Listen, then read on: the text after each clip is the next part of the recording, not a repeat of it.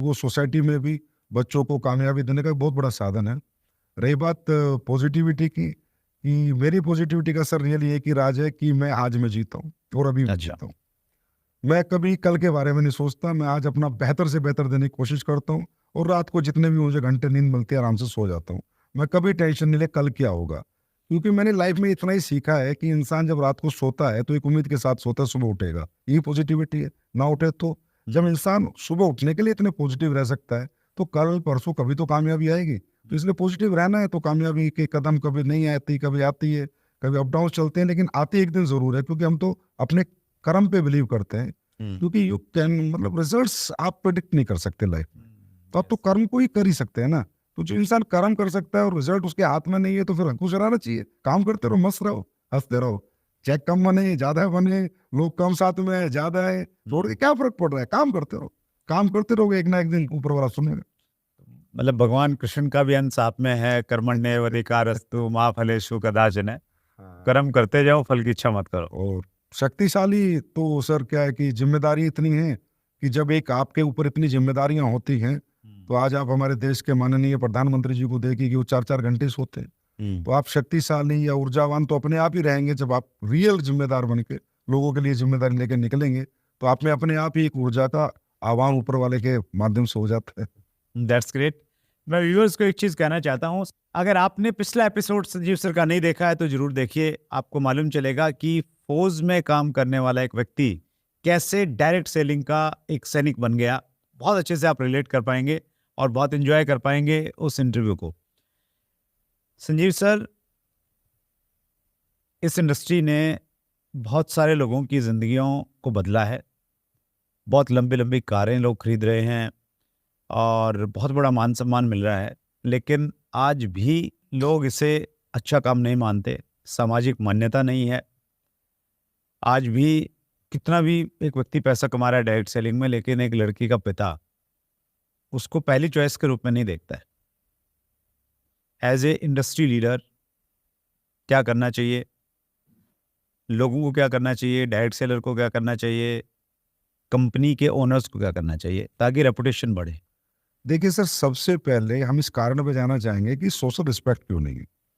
पैसा कमाने के बावजूद, गाड़ी लेने के बावजूद, पहचान कमाने के बावजूद, नाम कमाने के बावजूद, सम्मान कमाने के बावजूद अगर रिस्पेक्ट नहीं है तो कोई रीजन तो होगा। देखिए सर, सोसाइटी कभी गलत नहीं हो सकती। सर अगर सोसाइटी गलत होगी तो सरकार मतलब सोसाइटी ही सरकार बनाती है, जिसको सही समझते उसको बना देती है, जिसको गलत समझते उसको उतार देती है। तो अगर हम सोसाइटी के खिलाफ तो बात ही नहीं कर सकते। अगर समाज हमें नेगेटिव ले रहा है तो शायद हम लोगों ने ऐसा कुछ किया होगा, हमारी इंडस्ट्री ने या कोई इंडस्ट्री के कुछ लोगों ने ऐसा कुछ बिहेव किया होगा समाज के साथ, सोसाइटी के साथ, कि लोगों की नजरों में नेगेटिव हो गया। एक एग्जांपल से बताता हूँ, आप ने भी बहुत लंबा आपका कैरियर डायरेक्ट सेलिंग का है। यहाँ पर सबसे प्राइमरी जो फोकस होता है सर वो होता है प्रोडक्ट। हर व्यक्ति आपका प्रोडक्ट परचेज करके डायरेक्ट सेलिंग नहीं करेगा। ये बात हर एक डायरेक्ट सेलर को, हर मैनेजमेंट को, हर एक व्यक्ति को जो डायरेक्ट सेलिंग से संबंधित है ध्यान में रखना चाहिए कि हर व्यक्ति आपके लिए डायरेक्ट सेलिंग नहीं करेगा। तो होता क्या है सर कि अगर आज एक गांव का एक लड़का जुड़ा, बच्चा जुड़ा एक आपकी कंपनी में, किसी भी कंपनी में, जी, दुनिया की किसी भी कंपनी में, तो सबसे पहले प्रमोशन कहाँ करेगा? अपने गांव में, अपने लोगों में, अपने लोगों के बीच में। राइट। अब उसने लोगों को सबको प्रोडक्ट दिया और सभी को उसने अपॉर्चुनिटी भी समझाई होगी कि आप ये प्रोडक्ट यूज करेंगे तो ये फायदे हैं, और इसको यूज कराएंगे तो अपॉर्चुनिटी के रूप में आपको ये जो इंसेंटिव है या रेमुनेशन है मिलेगा। क्या आपको लगता है सर दुनिया में हर आदमी ड्रीमर है? नहीं है ना। तो वो मान लीजिए गांव में 100 लोगों ने प्रोडक्ट खरीदा उस बच्चे के इन्फ्लुएंस में आके, लेकिन करने वाले तो 2-4 ही लोग होते हैं। ड्रीमर तो 5% ही है। अब 5% लोगों ने तो प्रोडक्ट जैसा था नहीं था कोई मतलब नहीं, हो तो लग गए अपने काम पे। लेकिन 95% लोग आपको रिस्पेक्ट जब ही देंगे जब वो जो प्रोडक्ट आपने जो बोल के दिया उसने वो रिजल्ट दिया या नहीं, वो काम किया या नहीं, उनके काम का था या नहीं, काम का था या नहीं। अब आपने किसी को प्रोडक्ट बेचा सिर्फ एक अपॉर्चुनिटी की आड़ में, एक आपने प्रोडक्ट चिपका दिया जो ना तो मेरे यूज का था। अब क्या जी आपने सॉरी मैं नहीं कोई प्रोडक्ट का नाम लेना चाहूंगा, आप लोगों को 50,000 का प्रोडक्ट बेचे गरीब किसान को ये दिखा के कि आप ये प्रोडक्ट खरीदोगे आपको करोड़ों अरबों की अपॉर्चुनिटी मिलेगी और आपको इतना पैसा मिलेगा। वो गरीब किसान है यार, वो 50 करोड़ का वो प्रोडक्ट यूज का है ही नहीं, उसके काम का है नहीं, और वो काम कर नहीं सकता तो क्या गालियां नहीं देगा तो क्या करेगा। तो ऐसे कर करके 96 से लेके आज हम 2023 में बैठे हैं, ये कल्चर अभी भी पूरी तरह खत्म नहीं हुआ है।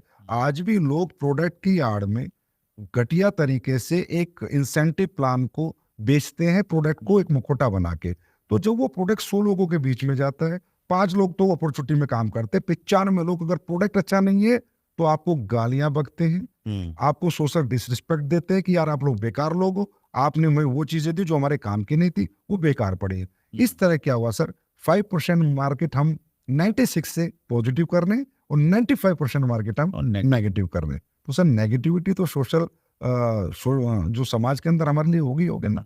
तो इसके लिए मैं मैनेजमेंट को या लीडर्स को ये कहूंगा, आप किसी प्लान के प्रलोभन में ना फंसे। किसी भी कंपनी का हो, किसी भी कंपनी के जो अच्छे प्रोडक्ट बना रही है, जो अच्छे प्रोडक्ट के रिजल्ट है और लोगों के यूज के और काम के हैं, उन्हीं कंपनियों के साथ काम करें, चाहे वो इंडिया की हो चाहे वो बाहर की हो। और मैं ये भी जानकारी देना चाहूंगा कि हिंदुस्तान में बाहर की ऐसी ऐसी कंपनियां हैं जिनका एक साल का 60,000 करोड़ का टर्नओवर है sir, because of product results. तो प्रोडक्ट को आप प्राइमरी माने, प्लानों के चक्कर में ना फंसे, लालच में ना फंसे। राइट अगर प्रोडक्ट में जान है तो बाहर लेके निकलें। अगर आपने गांव में 100 लोगों को सुरेंद्र सर प्रोडक्ट दिया, और काम तो वही 5 लोग करेंगे, चाहे वो किसी भी कंपनी का प्रोडक्ट दे दो, लेकिन 95 से 60 लोगों ने कहा यार सुरेंद्र जी मजा आ गया आपके प्रोडक्ट में, तो पॉजिटिविटी डेवलप है नहीं। Yes very true.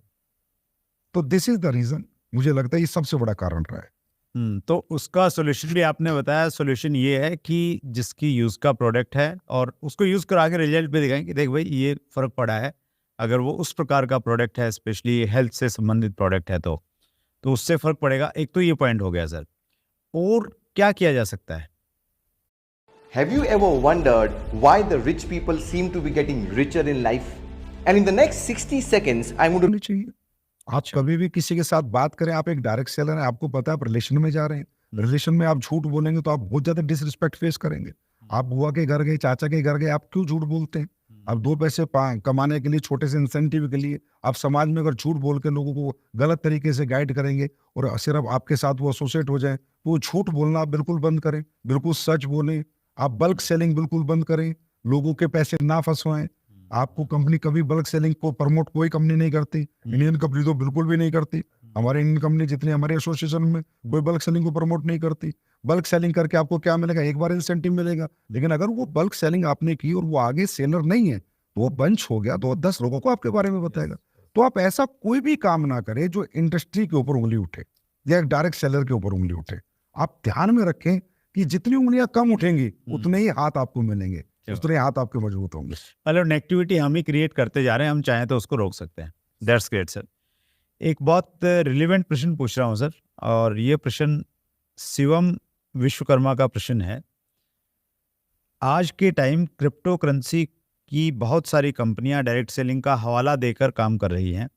लोग उन कंपनीज में नुकसान उठाने के बाद सही कंपनी को भी शक की नज़र से देखते हैं। बिल्कुल, ये तो हम सभी फेस कर रहे हैं सर, और सरकार से बात भी हम लोग कर रहे हैं। मैं क्रिप्टो के खिलाफ नहीं हूँ सर, लेकिन मैं उस क्रिप्टो के खिलाफ नहीं हूँ जो इथिकल है। इथिकल क्रिप्टो क्या है कि भाई ठीक है, किसी ने कॉइन बना दिया, शेयर मार्केट में आपने अपना शेयर डाल दिया, लोग खरीद रहे हैं तो बढ़ रहा है, लोग बेच रहे हैं तो घट रहा है, सिंपल। ठीक, उसको मैं नहीं कहूंगा कि वो गलत है, लेकिन मैं उस क्रिप्टो के खिलाफ हूँ जो डायरेक्ट सेलिंग का मॉडल यूज कर रही है। डायरेक्ट सेलिंग का मॉडल क्रिप्टो में कब से आ गया सर? हम लोगों ने बनाया, कुछ लालची लोगों ने बनाया कि ये इस मॉडल, क्योंकि ये मॉडल में ना सर क्या होता है कि ना तो किसी का क्रिप्टो बिकता, ना किसी का प्रोडक्ट बिकता, रियली तो हमारे एसोसिएट का फेस बिकता है, उसके रिलेशन बिकते हैं, उसकी फेस वैल्यू लगती है। तो ये फेस वैल्यू का बिजनेस है। आदमी जब अपने रिलेशन में जाता है तो आसानी से किसी को कन्विंस कर लेता है। इस वजह से लोगों को पता चल गया यार ये मॉडल जहां भी डाल दे तो राइट हो जाता है।